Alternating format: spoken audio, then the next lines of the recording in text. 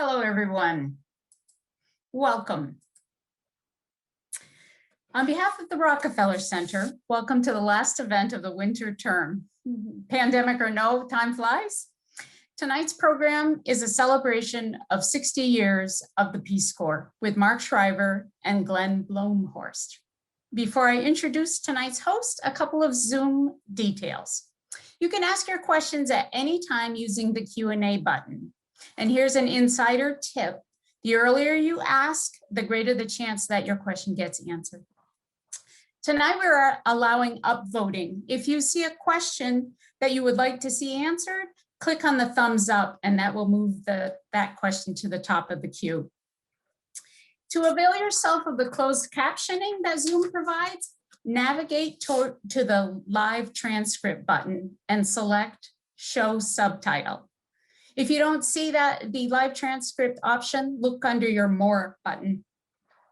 When you leave the webinar tonight, you will be asked to fill out a survey. There are only 2 questions. It's very helpful to us if you could take the time to fill that out. We really appreciate it. Thank you all for being here. We're looking forward to a great event. It's now my pleasure to introduce our host for the evening, Elizabeth Wilson, who's the director of the Irving Institute for Energy at Dartmouth. Thank you for being here. Hi, everybody. Welcome to the 60th anniversary of the Peace Corps. I couldn't be more thrilled than to be here today with our 2 guests. I was a Peace Corps volunteer back in Burundi in 93, 94, but today we've got the real experts. And I'm very, very pleased to introduce you to Mark Shriver, whose career in advocacy has spanned decades. And his, as Senior Vice President of U.S. Programs of Advocacy at Save the Children, Mark has worked tirelessly on behalf of children, the Children's Action Network, and ensuring a strong start for children living in poverty in America and ensuring quality early childhood education for children across the country.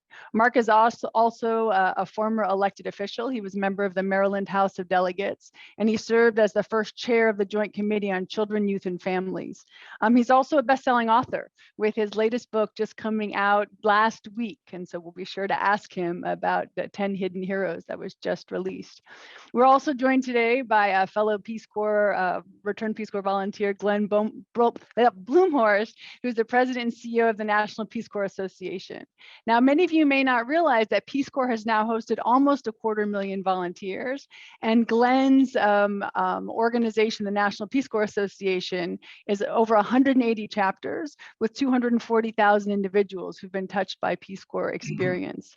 Founded in 1979 and headquartered in DC, the National Peace Corps Association mission is to champion lifelong commitment to Peace Corps ideals. And so the conversations we'll be having today are going to be spanning Peace Corps past, present, and future. And I'm very, very excited to first start with Mark's remarks, then Glen, and then I'll open it up for questions. Again, please type your Q&A in the box, and I'm looking forward to a spirited conversation for all. Thank you, everybody, and please, Mark. Professor Wilson, I didn't realize, I should have known it. We're a Peace Corps volunteer with Glen on this panel. I'm the only one who wasn't, and as a matter of fact, I had signed up for the Peace Corps, but honestly, for a couple of different reasons, but the biggest one ultimately was that I didn't have the guts to do what you 2 did, and I assume some of our listeners on fellow folks tonight here were also Peace Corps volunteers, and I got to tell you, I'm so honored that the Rockefeller Center at Dartmouth asked me to do this. Joanne, thanks so much for reaching out. There's nothing that gave my father bigger, more energy and more positive energy than when he ran into a Peace Corps volunteer. I can remember going through airports all across the country, come up to and say, hey, Mr. Shriver, I went to Burundi or Dominican Republic or hey, wherever they went, and my dad would just stop. And he'd talk to him, and I'd be like, we're gonna miss the plane, or we just got off a plane. Can we get going here? And he just loved it. Asked him where they served, what the Peace Corps did well, what they could have done better, what types of things that they had learned, what are they doing today in their job, and there was nothing that, as I said, gave him more energy, more positive energy. And Glenn, you can talk to it because you know, Dad. I mean, the amount of positive energy you got from Peace Corps, being around Peace Corps workers was palpable. I wanted to not only say thank you for inviting me to join you all this evening, but also because it gave me a chance to go back and look at some of the stuff Dad wrote about the Peace Corps, what I learned about the Peace Corps and my father's relationship with it when I wrote a book shortly after he died. It's called Good Man, Rediscovering My Father, Sargent Shriver. And I had known my father as, you know, a father-son relationship, but I gave the eulogy at his funeral. My sibs asked me to do that. And it gave me a chance afterwards to really delve in, and then wrote a book about him and understand him as a man, as a father, and as a good man, and really understand the Peace Corps and his relationship with the Peace Corps. I just want to give you a little historical context because all of us take for granted that the Peace Corps exists and it's worked, as Professor Wilson said, over 250,000 volunteers. If we just step back for a second and realize what an amazing thing the creation of the Peace Corps is. 1961, President Kennedy, when he's running for president in 1960, comes up, throws this idea out in Michigan. It had 71% approval, but no one knew what it was, right, Glenn? I mean, there was opposition from the State Department because they didn't want it to be an independent agency. President Kennedy wanted it to be one. I love these quotes, and I'm going to read it from President Eisenhower, called the Peace Corps a, quote, juvenile experiment, end of quote. The Wall Street Journal called it a puzzlement. They editorialized, this thing is so completely disproportionate as to be nonsensical. The wars of the civilized world, the Wall Street Journal wrote, did not break out because there was any lack of people-to-people connection between Germans and Frenchmen. What person, except perhaps the very young themselves, can really believe that in Africa aflame with violence will have its fires quenched because some Harvard boy or Vassar girl lives in a mud hut and speaks Swahili? I mean, the Wall Street Journal's been wrong in the past, and it was definitely wrong on that one. It's wrong on things today. There was so much uncertainty. There was no budget for the Peace Corps. There was no plan. There was an idea. And Dad took that. And again, this is the height of the Cold War, right, Glenn? And all of these pieces came together to start the Peace Corps. There were a lot of folks that believed it should be a pilot program. Dad vehemently disagreed with that. There were no volunteers in the field. June of 1961, none. But by December of that year, there were 900 in 13 countries. So it hit the ground and hit the ground running. I love this line that Dad had put up in a sign in the Peace Corps offices in Washington, D.C. And it says, quote, if they mean to have peace, let it begin here. 6-inch silver letters.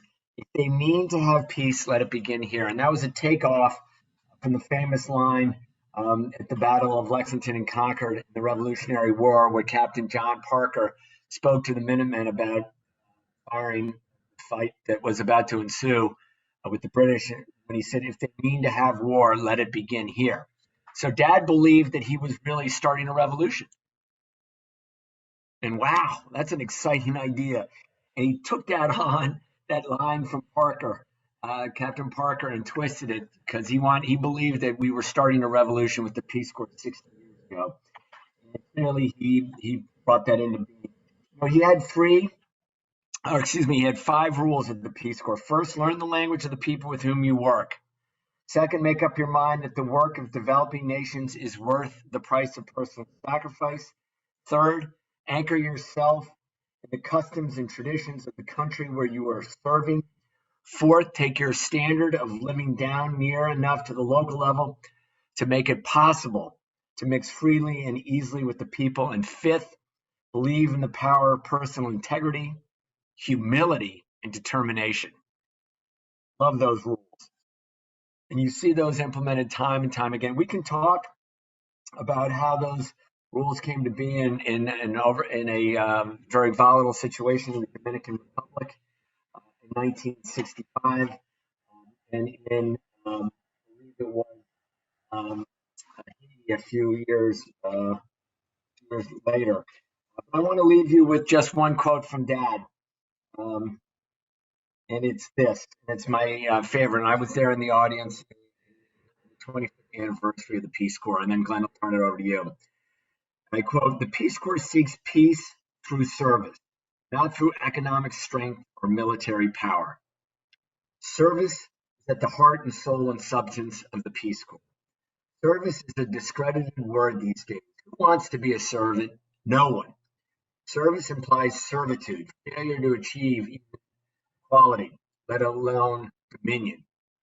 Yet the Peace Corps exists to serve, to help, to care for our fellow human beings. It works its magic from below, not from above." I love that.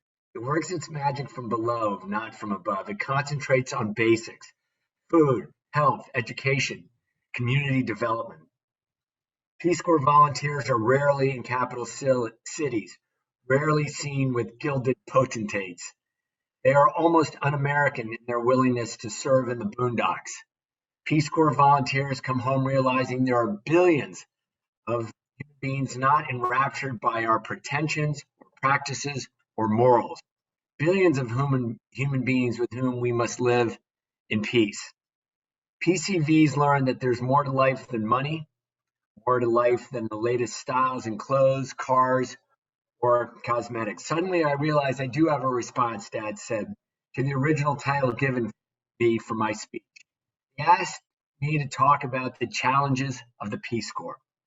The challenge is simple to express, difficult to fulfill. PCVs, stay as you are. Be servants of peace.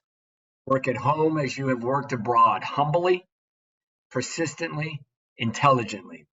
Weep with those who are sorrowful. Rejoice with those who are joyful. Teach those who are ignorant. Care for those who are sick. Serve your wives. Serve your husbands. Serve your families.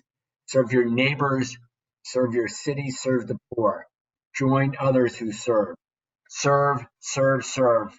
For in the end, it will be the servants who save us all. So I have that up on my wall in my basement. Gives me goosebumps when I read it. I want to thank all the returned Peace Corps volunteers who are on here. Anyone who's thinking about the Peace Corps, I hope you have courage and you follow that calling. And I'm excited to spend some time with you all here this evening. Excited to talk about it, learn from you, and listen from you, listen to you, and share some more stories. Glenn, I think you're on. Or I don't know, maybe Professor Wilson's going to introduce you. I apologize. It's Glenn. Glenn's on. Glenn's on. You're on, Glenn. All right. Thank you so very much, Mark. I want to tell you that we have that speech from, I think it's from the 25th anniversary conference of Returned Peace Corps volunteers on our wall at our office at NPCA. And it's one of my favorite speeches that your father gave. Very, very meaningful.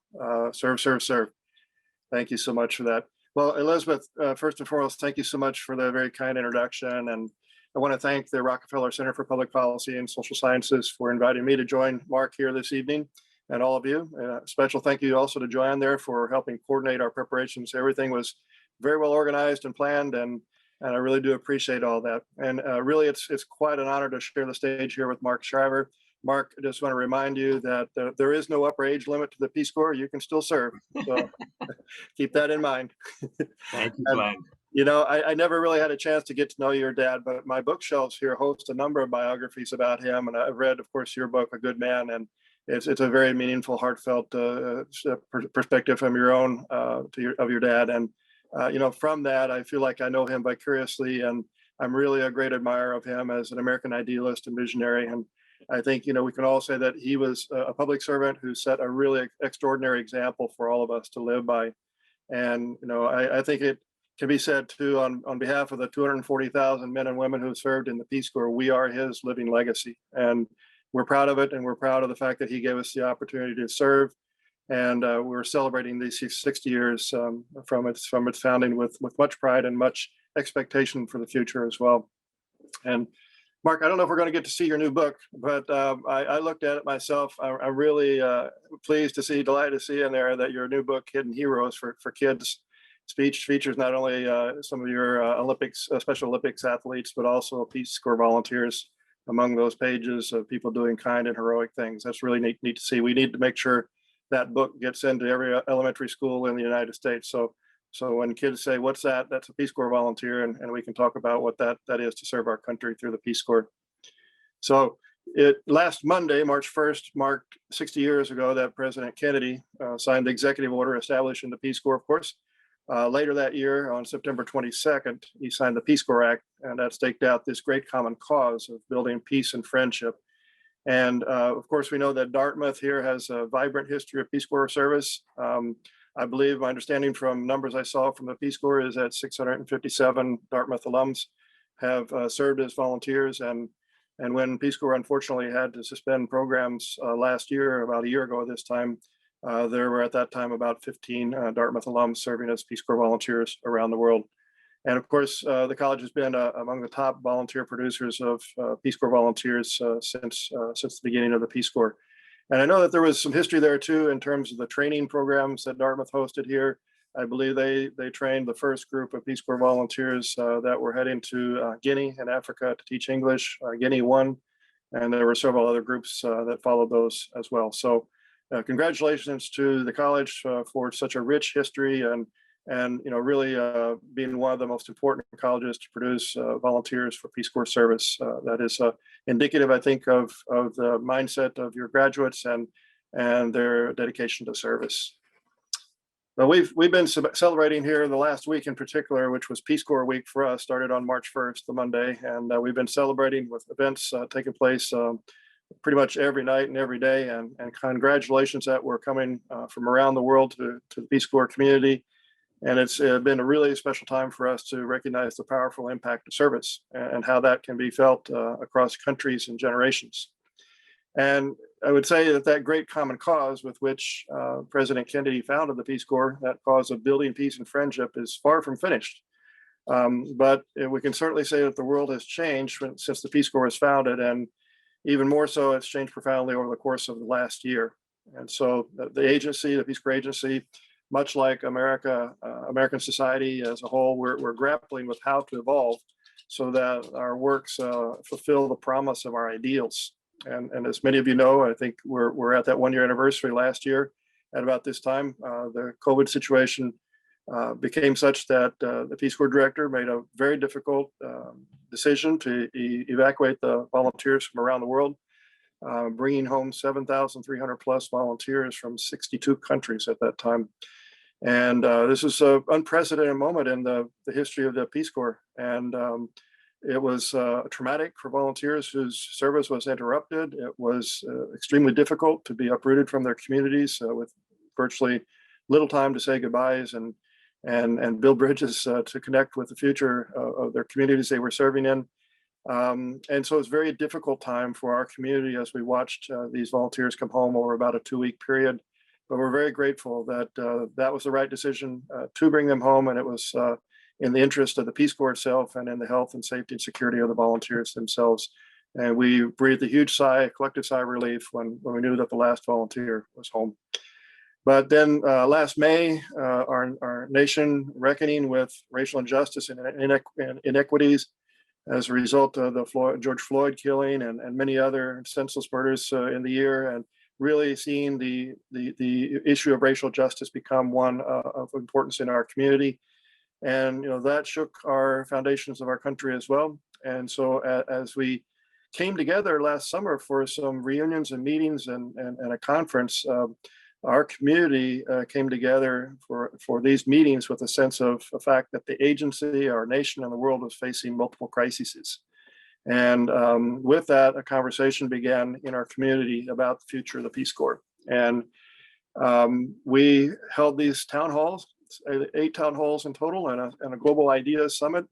And we collected the inputs of the entire Peace Corps community and said, what does the Peace Corps look like for the future? Where are we going from here? Where's our north?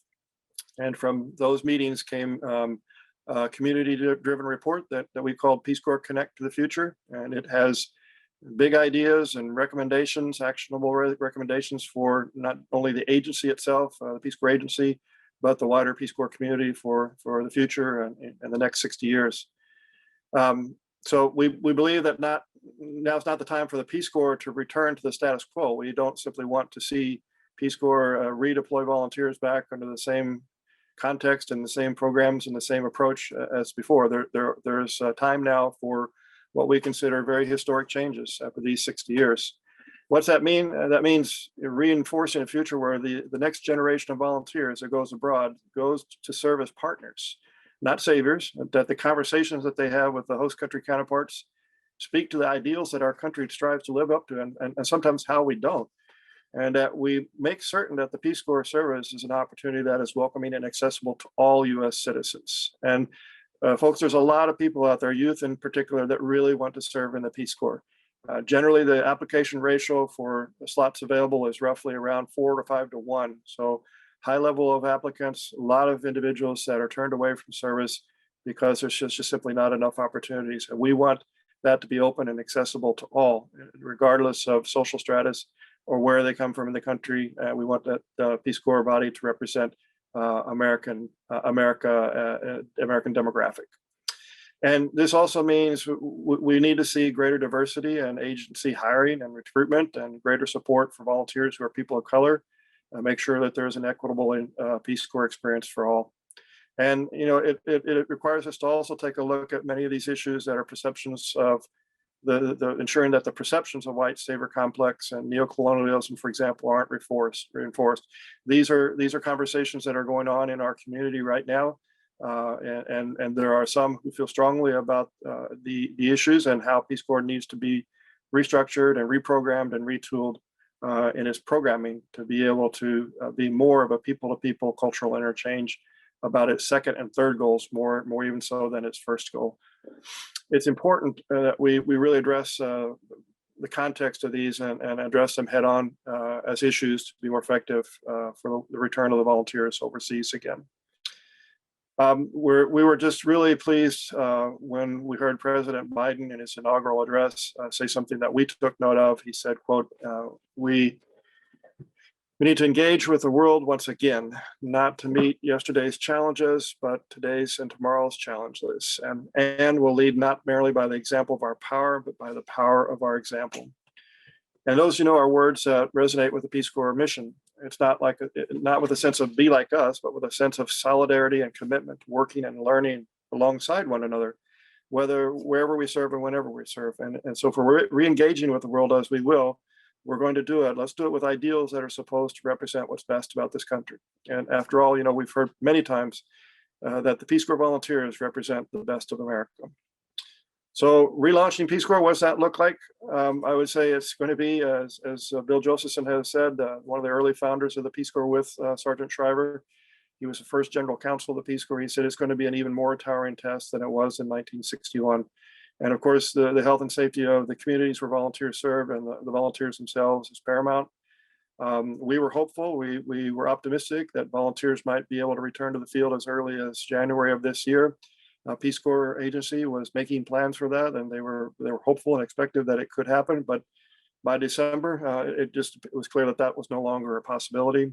So now, really, as it seems, and as conditions evolve, plans are tentative for volunteers to return, certainly as soon as conditions allow, but that will likely be in the second half of this year, 2021.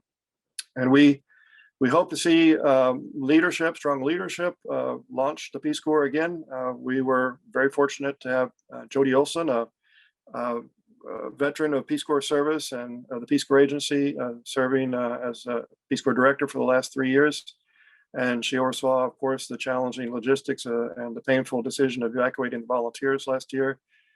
Acting director right now is Carol Spahn, and she's providing great stewardship for the agency in this interim period.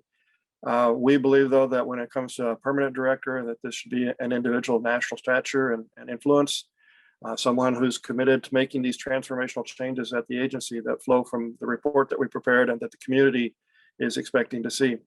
And it's going to need to be somebody with the gravitas to advance the Peace Corps' interest on Capitol Hill with Congress and in the White House, and making the case to the American people about the value of a new Peace Corps for the United States and throughout the world.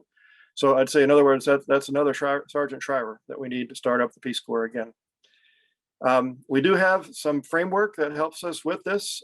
We have not only, I think, the commitment of the administration that has expressed the support of national service as a key priority, and we've seen that reflected in the nearly doubling of the funding for AmeriCorps under the current stimulus packages, and that's a great thing to see here for service in America, and to see more youth being able to serve in AmeriCorps.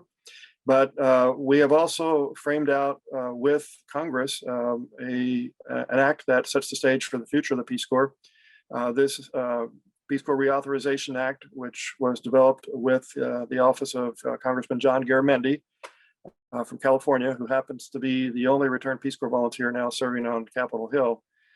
He has introduced the Peace Corps Reauthorization Act, and it provides for authorizing funding for the Peace Corps to be $450 million next year, and then scale up to $600 million by 2025. And this would, it's been flat funded for the last 5 years. So this would account for increasing the purchasing power that's been lost by inflation. And it also has not only the funding provision, but it also has provisions for the support of the Peace Corps volunteers and returned Peace Corps volunteers, and many of the reforms that we saw reflected in the report for Peace Corps Connect to the Future. So as we look to see our north for the Peace Corps' future, there's somebody who came into my mind as I prepared for this. He happens to be somebody who's very closely connected to the Peace Corps and to Dartmouth. This is a Nepali diplomat, former Assistant Secretary General of the United Nations, and NPCA's 2018 recipient of the Harris-Wolford Global Citizen Award, Kul Chandra Gautam. He happens to be a Dartmouth alum, like I said, class of 1972. And at our summit, our Global Ideas Summit, he said the following, quote, "Our increasingly interconnected world demands global solidarity, not charity, to solve global problems that transcend national borders like the specter of war, terrorism, racism, climate change, and pandemics like COVID-19. I sincerely believe that the Peace Corps can be a great organization dedicated to promote such global solidarity at the people-to-people level." So with that, I'd like to say we are reimagining, reshaping, and retooling the agency for a changed world. So while we're celebrating this historic milestone, we also focus on the work that's got to be done to make it a better and stronger Peace Corps for the future, because certainly the work of building peace and friendship across the country and around the world is really far from over. So thank you very much. Thank you so much, Glenn, and thank you so much, Mark. Glenn, I think you were like sneaking in on the question things. You've answered most of the questions that they've asked in your comments, which is actually really great. It gives us a head start in the conversation. I know what people ask, yeah. But one of the things that I've really appreciated in this 60-year arc is how very differently volunteers are needed today, in some ways, but in other ways not so different. And I remember reading about those first trainings, like the ones that happened at Dartmouth, where there was a lot of emphasis on volunteers' physical health and physical hardship. And they were doing almost military style training activities. And that's so different than the emphasis you were putting today on the need for cultural understanding and the other pieces there. And Mark, your quote about the Wall Street Journal, "Ninaweza kuongea Kiswahili mzee." I mean, I can speak Swahili, so I'm one of those people they were talking about, the crazy Swahili speakers left on this. But I really have appreciated kind of, where Peace Corps has come from. And maybe Glenn and Mark as well, you could give some ideas early on what people thought they needed. And then Glenn, also talk into the future about where you see those skills and capabilities going in a world where American stature has changed and the role of volunteers can change. So let me start with Mark, with this idea that your father had about, what volunteers would be doing in the field and how we were thinking about them, and go to Glenn to help us fill out that arc. Well, I think, Professor, I think. Just call me Elizabeth, please. I'm just, okay, great, Elizabeth. I mean, I think, I think my father always believed that every day was a chance to get better. And that, the training that was set up in 61 or 62 or 63, would never be the training they would have in 66 or 69 or the 70s, much less the 80s and beyond. So I hope, that the need to be flexible. I mean, the Peace Corps had the rule of 5 years and out, that you were there for 5 years and then you were, to move on to a different career. And that was to keep energy and flexibility and new thinking in there.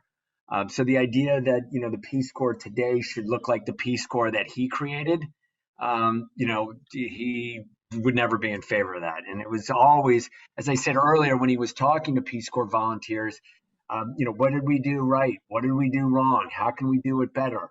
How to change with the times? Because if you're doing the same thing you're doing, yesterday or a year ago, you're going backwards, especially today when technology is so quick. So the training that happened in the early 60s, I think I've talked to a number of those volunteers.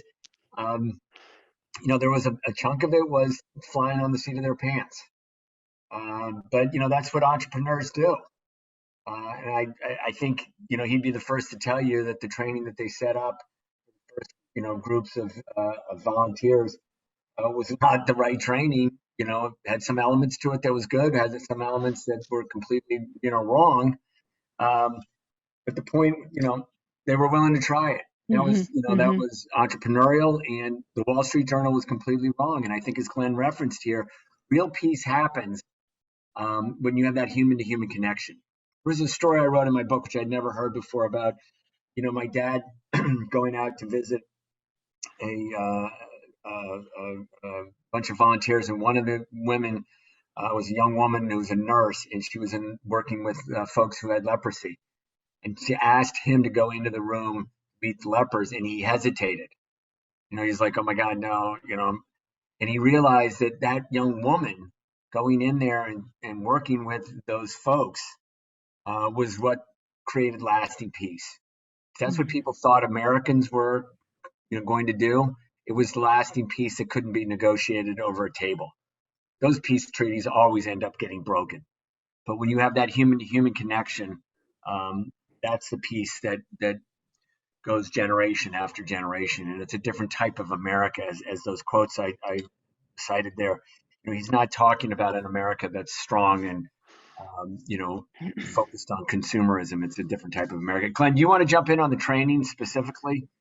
But I just wanted to reemphasize that the need to be flexible and to be innovative and adaptive.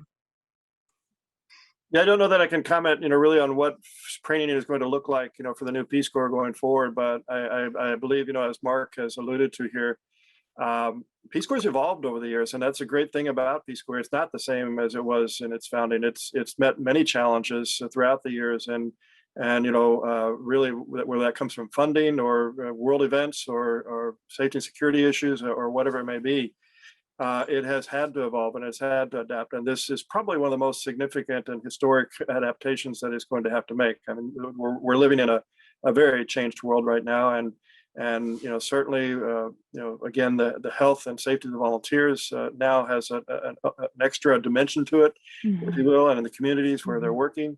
But one of the things that I think has emerged from our conversations that we've been having is, and those three goals, I think, of the Peace Corps are relatively sacred in the sense that they're solid in what they Do you say. want to state them for the audience? Sure, I know a lot of us know them by heart and have them tattooed over our heart, but yeah, I'll paraphrase them a bit here. The first is to provide skilled individuals at the request of countries that would like to have the volunteers serve.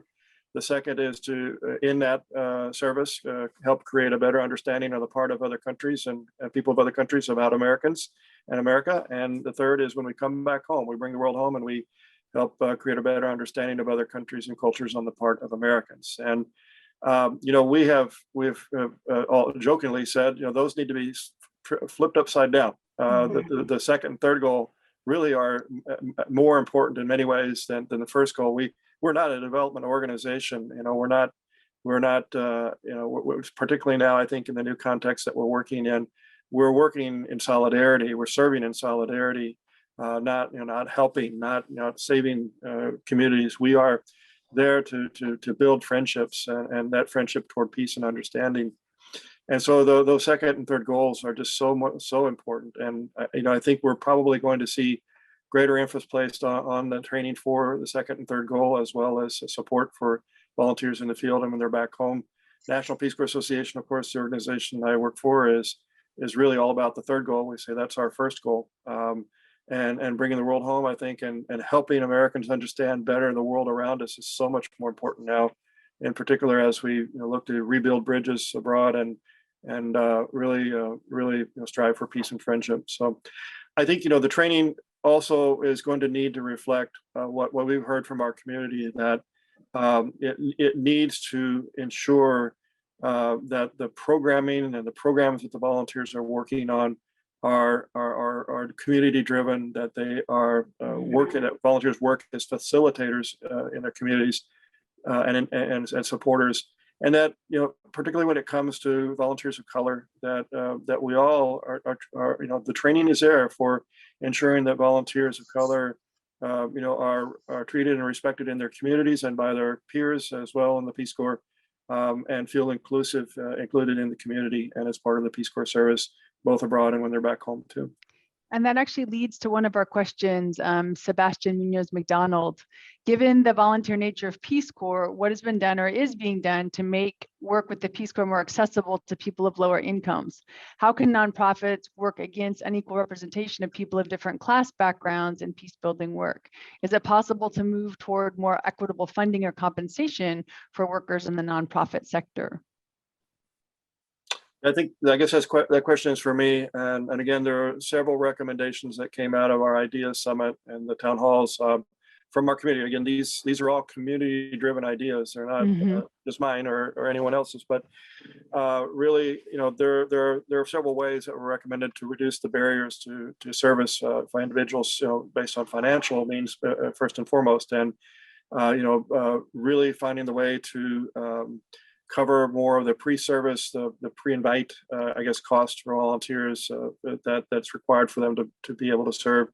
There are issues like student loan repayment and student loan forgiveness, which precludes in many ways volunteers from serving if they believe they can't take 2 years off, and even though the loans can be deferred now, that they believe they can't serve for those 2 years because of commitments that they have. So.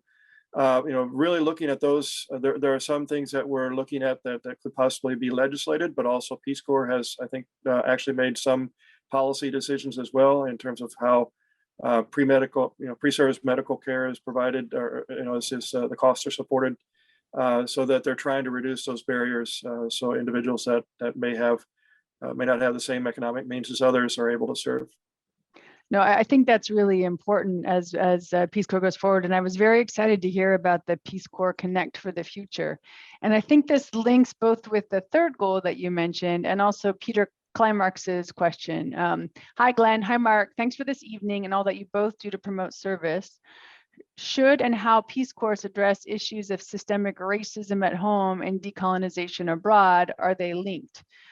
He's a Dartmouth 83, RPCV, Zaire Fisheries 8486. You got to watch out for those Zaire Fisheries ones. They're pretty hardcore.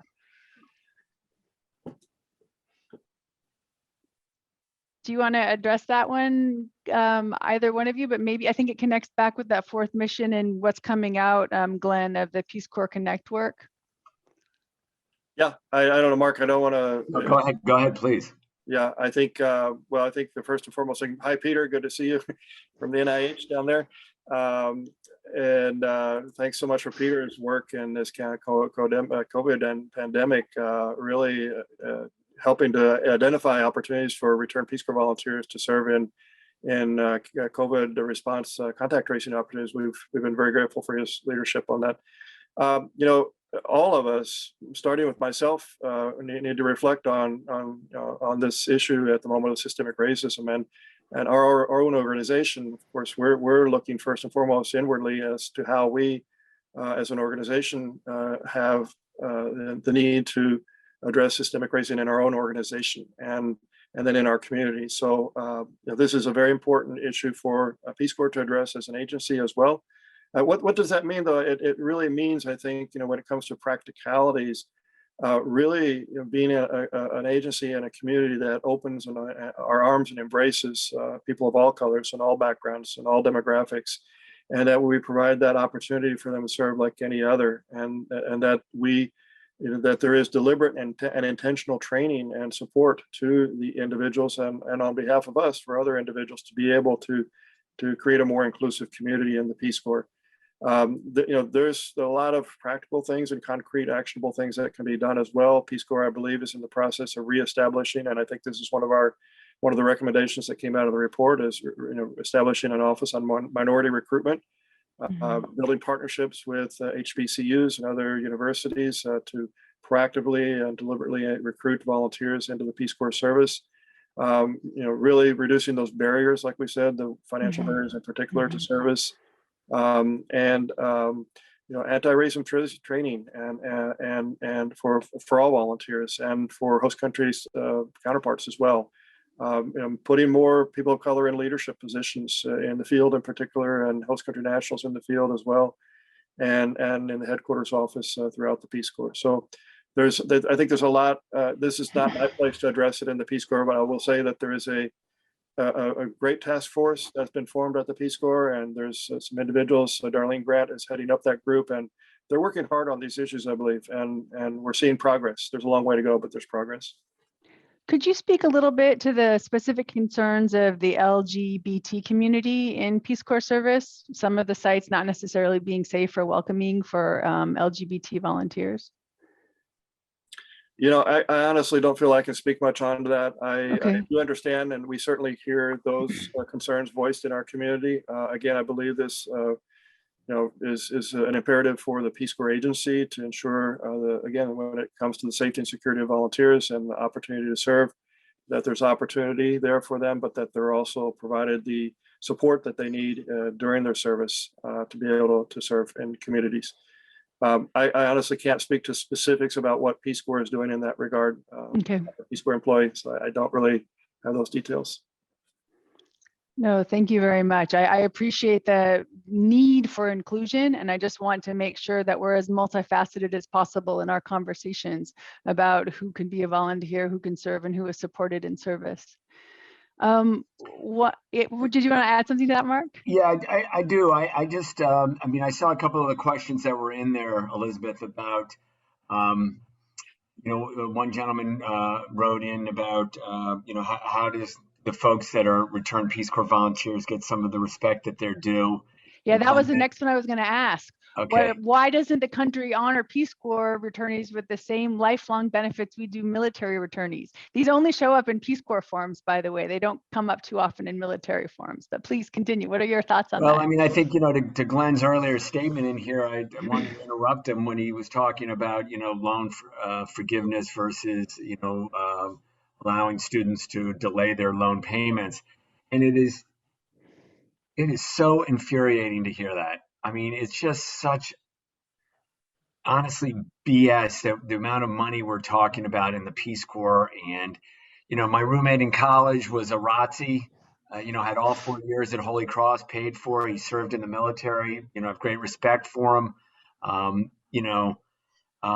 why that isn't an option for Peace Corps volunteers to have all of their college expenses, university expenses paid for. Glenn talked about this book I wrote. It was called 10 Hidden Heroes. It's a kid's book. It's a counting book where you search on the page. It's like Where's Waldo, but where do you find the heroes? And then there's, hopefully a discussion, not just that you found Waldo in, page 8 and couldn't find him in page 9, but why are these heroes? And one of the little sayings is around, heroes are people who make peace. And don't, fight. And we have a Peace Corps. Peace Corps gave us the ability to use the logo there, and there's a Peace Corps volunteers in there.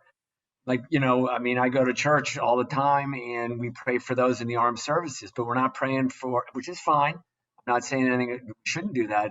But why aren't we also praying for those that are, in the Peace Corps? It's all of which to me says that we need to get better organized. We need to exert political influence. We need to get in the public arena. I saw there was a question in there from Gary Shea, and that's what I do at Save the Children. When Glenn, I think knows this, but I work for Save the Children. We deliver services all across the world and all across the United States. And 7 years ago, we created a political action committee, essentially a 501c4, which is not a PAC, but allows us to engage in politics because everybody tells you when you go around the country and talk about children's issues, yeah, kids are our most important resources, and they bobble their head up and down. And then when push comes to shove, they don't invest in children's issues. Now, the Biden administration in this last go round with the 1.9 trillion did invest in early ed. We spent, the better part of a year and a half working with the Biden campaign and vice president, or now the president, and the first lady on these issues. Mm-hmm. And we tried to push the issue with a lot of other folks. But, we've got to get into the political arena, those quotes by Teddy Roosevelt, right, folks, where, the credit belongs to the man and the woman who gets in the arena and gets beat up and gets bloody and dirty. There's hundreds of people on this call, and maybe others will watch it online, and they got to support Glenn in his efforts to really demand that we invest more in the Peace Corps. I mean, I don't know, Glenn. I know President Obama, when he ran, originally talked about doubling the size of the Peace Corps.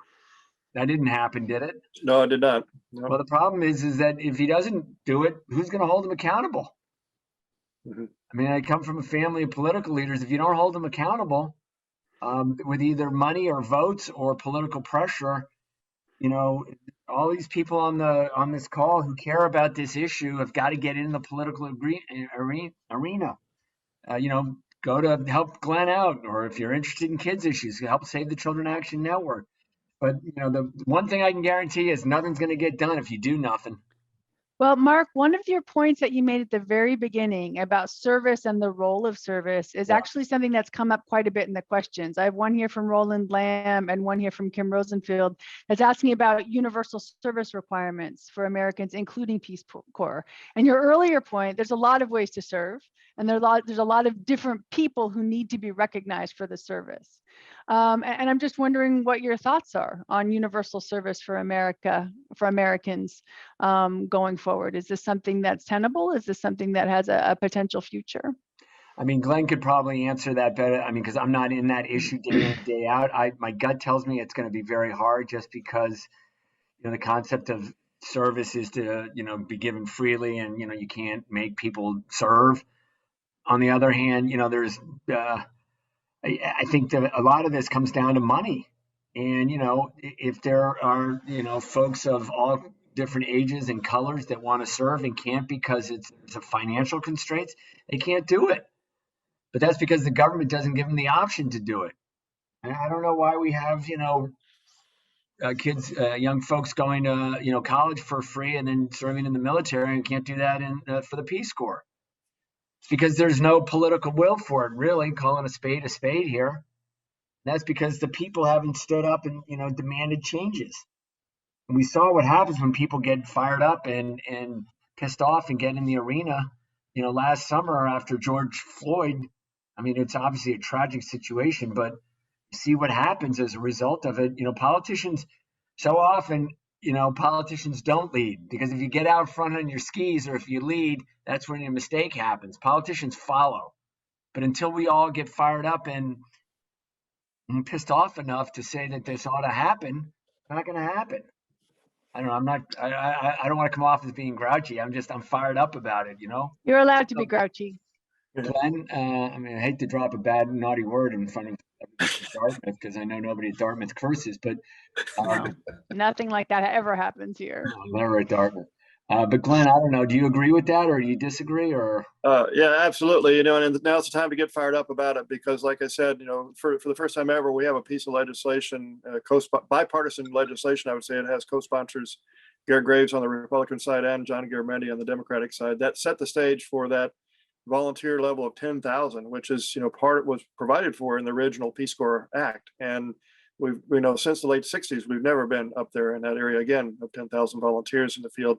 But the funding has to be there, because, right now we're turning away, well, pre-pandemic, I should say, and I would expect again after the pandemic has settled, we're turning away thousands of qualified candidates who want to serve in the Peace Corps simply because the funding is not there. So it's crazy. I mean, just think about that. Yeah. I'm interrupting you, Glenn. That's crazy, right? Yeah, And- absolutely. Well, and that's a lot of the questions coming up are just the logistics with the hundreds of volunteers who were accepted and then turned away, the ones that were supposed to go different places. And so there's a lot of questions here, Glenn. If you can provide any insight as to when Peace Corps will return to field operations and what, if anything, is being planned for this backlog of volunteers, there are a lot of questions that you can just tack down with that one. Sure. Yeah, well, I'm fortunate that I've been able to hear the acting director speak several times last week, so I can just simply repeat in many ways what she said, and that is, it all depends. And it's it's a very uncertain moment from the safety and health situation for volunteers in the communities where they may be serving, country by country, case by case situations even, and in terms of when volunteers can return to any of those countries. I think there's still a high expectation that volunteers can start being redeployed again by the end of the year, certainly hopefully by the end of the fourth quarter of this year. And I think hopefully we'll see that happen. But what is happening is that the staffing is still there in the field. The program offices are still open. The posts are still there, and they've been working to retool and recalibrate the programming on the ground again.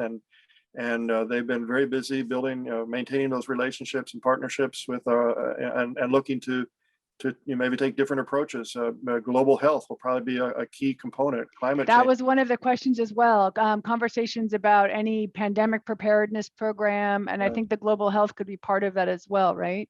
Yeah, well, we serve at the COVID-19 response. Yeah, we serve at the invitation of our host countries and the priorities and strategies that they have, and so those Peace Corps programs are going to be connected with those priorities. And I would expect that we would see more volunteers serving in those areas. Again, I'm not the one making those decisions, but that's what I think we would see. And really, there's all 62 countries from which the volunteers were evacuated last year have indicated that they want volunteers back as soon as they can be there, right? So the demand is there for volunteers, the supply is there. The funds just simply have not been there over the years, ever. And quite honestly, we need to get fired up about this legislation. That it doesn't guarantee Peace Corps funding at those levels, but it authorizes and encourages that funding level. And then we've got to mobilize our community and anyone who ever cares about the Peace Corps to make sure that our members of Congress know that it must be a priority to fund the Peace Corps at those levels. And there's provisions in it as well that enhance the entitlements and benefits for volunteers, to bring some equity to even some branches of military service. For example, you can't use the Peace Corps logo on your obituary right now, but military can. This act has a provision for us to use the Peace Corps logo on our grave marker, right?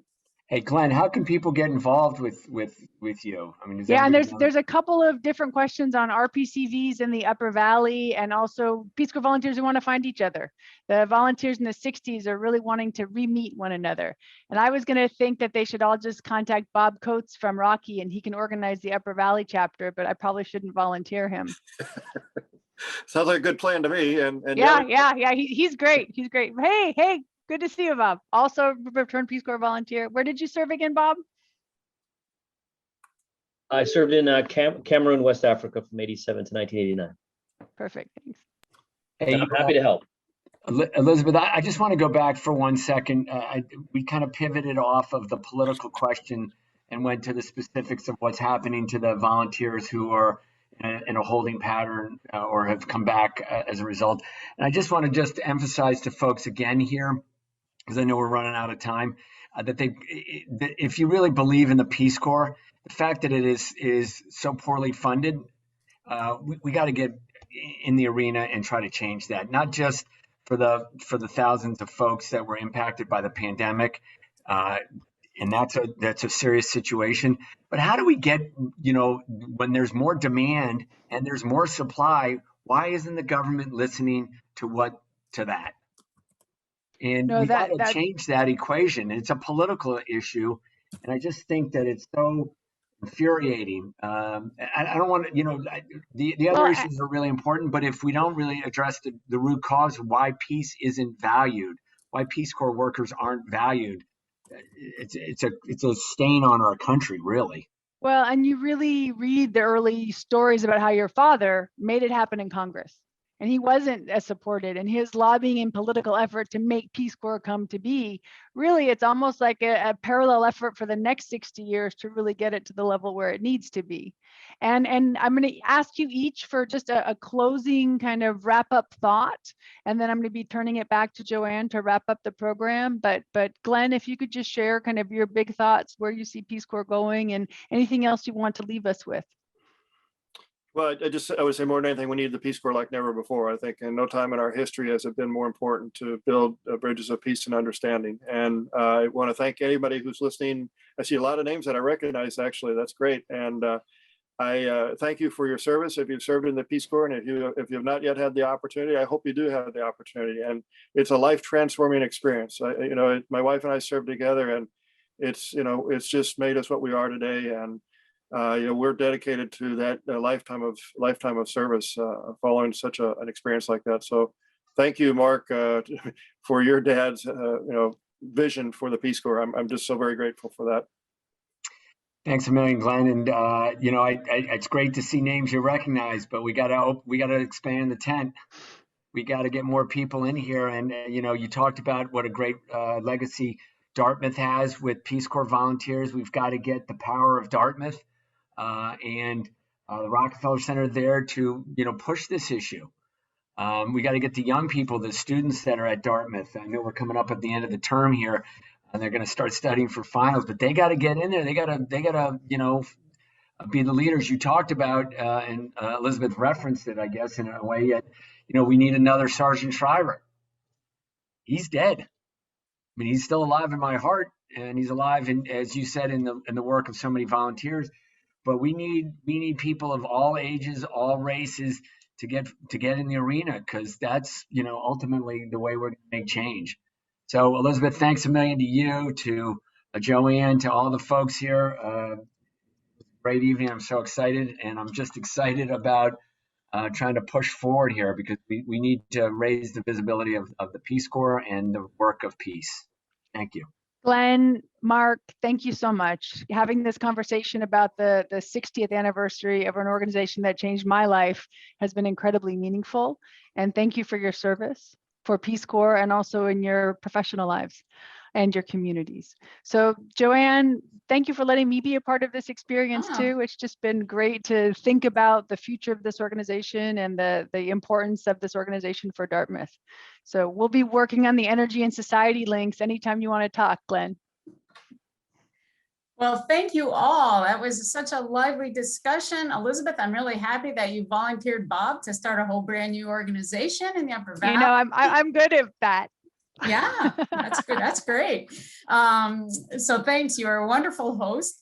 And to Mark and Glenn, thank you so much for giving up an evening and talking with us about your experiences and the work that needs to be done in the future. It was a really nice event to end the term with, end on an uplifting and inspiring note. So thank you both very much.